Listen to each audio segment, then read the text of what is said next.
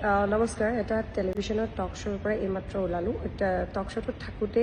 গম পালোঁ যে সিদ্ধাৰ্থ শৰ্মাই এখন মুকলি চিঠি লিখিছে কিন্তু মই সিদ্ধাৰ্থ শৰ্মাক যিমান দূৰ জানো তেখেতে শুদ্ধ অসমীয়া ক'বই নোৱাৰে লিখাটোতো দূৰৰ কথা গতিকে যিজন মানুহে শুদ্ধ অসমীয়া ক'বও নোৱাৰে সেইজন মানুহে ইমান ধুনীয়া অসমীয়া এখন চিঠি লিখিব পাৰেনে ইমান দীঘলকৈ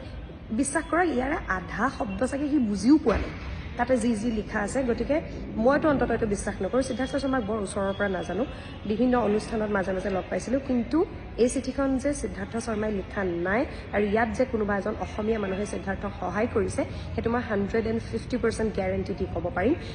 নাজানো কি হৈ আছে কালি শ্যামকানু মহন্ত লাইভ আহিলে আজি সিদ্ধাৰ্থৰ মুকলি চিঠি আহিলে কাইলৈ কি আহিব নাজানো 24 ঘণ্টাৰ মূৰে মূৰে নতুন কিবা এটা আহি আছে গতিকে কি হৈ আছে নাজানো কিন্তু প্ৰশাসনলৈ অনুৰোধ জনাইছোঁ যিহেতু সি নিজেই কৈছে যে সি দিল্লীত আছে অনুগ্ৰহ কৰি সিদ্ধাৰ্থক অসমলৈ লৈ আহক আৰু জুবিনদাৰ ফোনটো যিহেতু তাৰ লগত আছে এই গোটেই কামখিনি কৰিবলৈ অকণমান ক্ষিপ্ৰতাৰে কৰিব নোৱাৰে এতিয়াতো সি মুকলিকে কৈ দিছে শ্যামকানু মহন্তক বাৰু আপোনালোকে কৈছে যে আপোনালোকে বিচাৰি পোৱা নাই ঠিক আছে মানি ল'লোঁ কিন্তু ইটো কৈছে যে ই দিল্লীত আছে তেনেহ'লে ইয়াক কিয় উঠাই আনিব পৰা নাই অনুৰোধ জনাইছোঁ ইয়াক উঠাই আনক please we need justice for Zubeen da